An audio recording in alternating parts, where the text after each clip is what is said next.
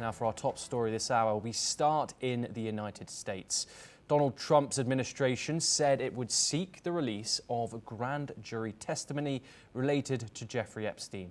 This comes as the US president sought to dispel lingering political fallout over his team's handling of the late financier's sex trafficking case. Attorney General Pam Bondi has said that the Justice Department will ask a court to unseal the grand jury transcripts, as Trump's relationship with Epstein came under the spotlight again over an alleged off-color letter published by the Wall Street Journal. Trump called the letter a scam and threatened to sue the Wall Street Journal and its owner Rupert Murdoch. The article in the Journal says the letter, featuring a sketch of a naked woman and Trump's signature, was part of a collection of notes for Epstein's 50th birthday in the year of 2003. The Republican president has called the story false, malicious and defamatory. We're now joined by Ross Feingold, who's a political analyst. He joins us live from Taipei, Taiwan, to discuss this further.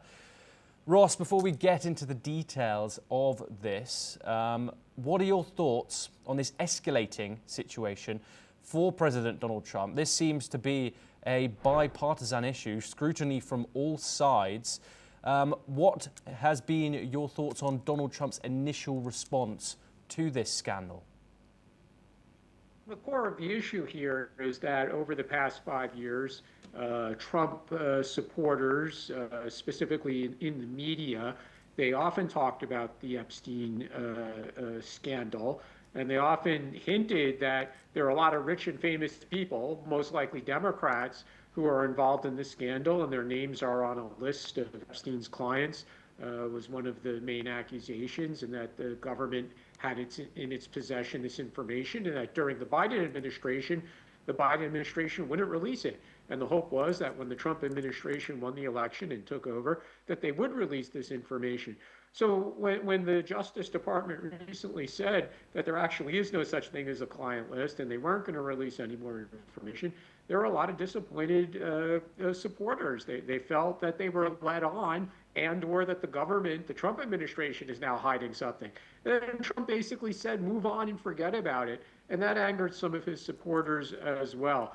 So the situation is not over yet. It's probably going to percolate for a while. We have this new accusation that you mentioned in the Wall Street Journal, which is certainly going to help keep us in the news in the coming days.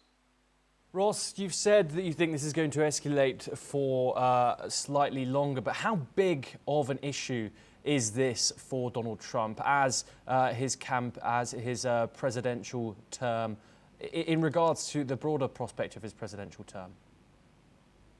On the assumption that no further information is released by the government, that's certainly going to anger some of President Trump's core supporters. But it's not like they're going to go and support the Democrats. So he might have some of his support, some of his base might be angry about this. But Trump is probably right that they'll get over it because, again, they're not going to go and change their support to the Democrats. And Trump is going to be the president for the next 3.5 years. So, Trump always exudes a lot of confidence when it comes to his base, and he's often proven correct that ultimately, no matter what, that base is going to stick with him. You do say he is going to be president for the next 3 years. However, what we do have coming up is the midterms in the next year. Is there any thoughts on how this might affect that in regards to the president's popularity? I think it's just simply too early to talk about the midterms and how current events in July are going to affect July 2025 are going to affect the midterms in November 2026. I think it's still a long ways off. And again, supporters of President Bush have shown resiliency. President Trump, and they're unlikely to switch sides. I mean, the worst that happens is they stay home. But again, I think it's just too early to make that forecast. And what impact could Trump's threat to sue the Wall Street Journal have on his reputation? He's been willing to sue media, most notably recently was CBS, which settled with him for a lot of money. Sometimes he makes idle threats about suing media and he doesn't carry it through. But he certainly has the money to spend on very good lawyers if he wants to do that and drag the Wall Street Journal into a protracted battle. But remember, there's always a defense, which is the truth. So if this letter really was sent to Jeffrey Epstein, then Trump is not going to have a case, but that remains to be seen. Yes, and in regards to his alleged connection to Jeffrey Epstein, how much do you think conspiracy theories have played into this story? We know that Donald Trump is very, very popular within that sphere. If you can tell us a little bit about the importance of the conspiracy theory sphere in the MAGA movement and how that has driven this controversy. That's an important question. If we go back in time to 2017, when President Trump first became president, he talked a lot about the deep state, and that the deep state was a conspiracy of civil servants, bureaucrats in the federal bureaucracy of the United States, along with often with Democrats and Democrat-leaning media. And Trump talked about things that the deep state was hiding from the people. One of them was more information about Jeffrey Epstein. Another one was the Kennedy assassination. Another one was purported visits to Earth by UFOs. So Trump has certainly enhanced his political branding over the past 8 or so years by talking about the deep state and by talking about information that the government is hiding from the people. And he's often said that during his presidency, he will reveal this information. Now, it turns out in this case of Jeffrey Epstein, there's one thing that is very difficult to publicly release, and that's grand jury testimony. They have to go in front of the judge and get the judge to okay that, and that's pretty rare. So a lot of the information that the government has in its hands apparently is really just the grand jury testimony, and again, that's not easily released. But when it comes to some of the other files that the government allegedly had, it turns out that Pam Bondi, the Attorney General, she's basically saying, actually, we didn't really have all that much stuff.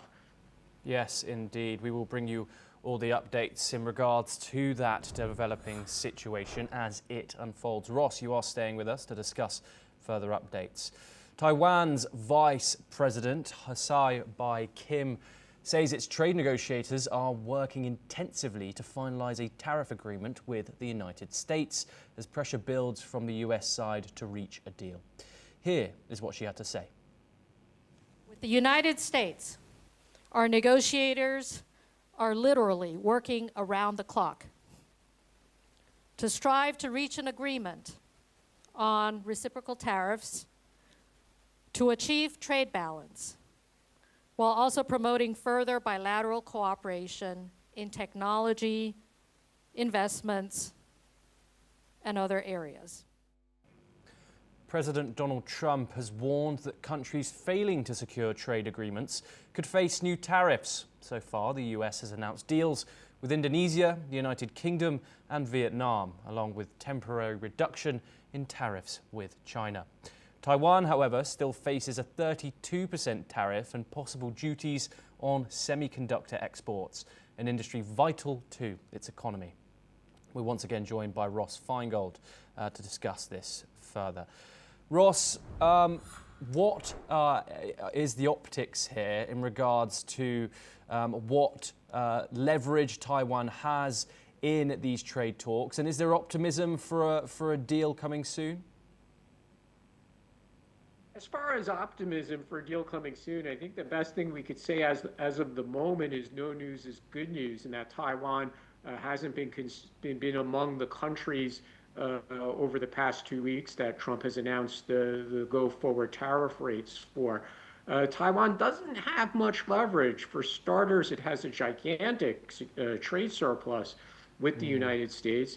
Secondly, it relies on the United States to sell weapons to Taiwan and potentially defend Taiwan if China was to attack. Now, some might say that Taiwan has leverage because it produces a lot of semiconductors that the United States needs. They are manufactured here in Taiwan and exported to the United States. But another way to look at that is that just makes the United States an important customer for Taiwan. And the United States sends Taiwan a lot of money when it purchases semiconductors and other IT equipment. So I don't think Taiwan has a lot of leverage, but they are relying on one thing, which is a lot of support in Taiwan from the United States Congress, both Democrats and Republicans. In this case, I do think Republicans in Congress are advocating for Taiwan in front of the president and the other senior trade officials. And I also think Taiwan benefits from having a big supporter in Secretary of State Marco Rubio. When he was a senator, he was also a big supporter of Taiwan. So Taiwan has its friends who are advocating for it. Whether or not that will help Taiwan obtain a slightly lower tariff rate than the 32% that Trump announced in April remains to be seen.